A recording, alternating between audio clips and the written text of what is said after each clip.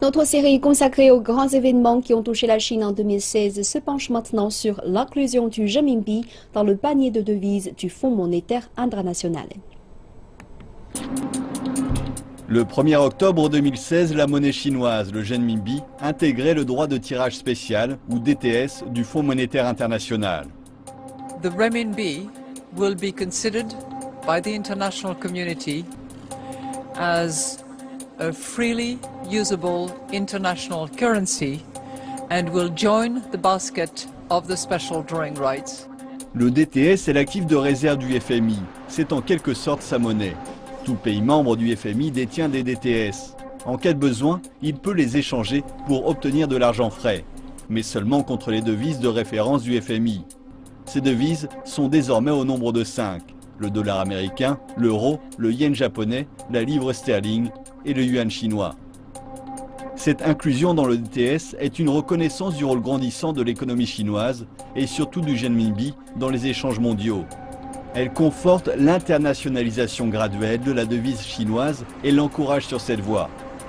加入 SDR 它会提高人民币的这个可信度，提高人民币在全球货币体系中的地位。 Dans ce processus, certaines institutions jouent un rôle particulier.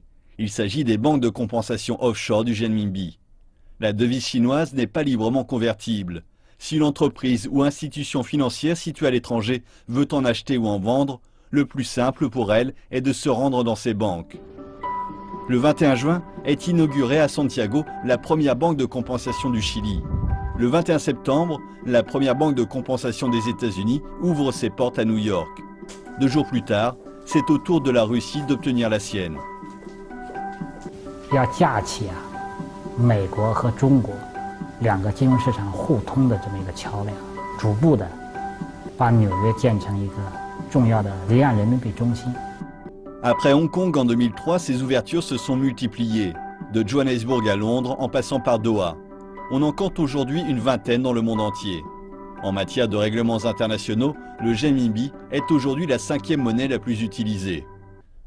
Au niveau de son taux de change, le yuan a cette année souffert de la volatilité des marchés. En un an, il a reculé de 6% contre le dollar.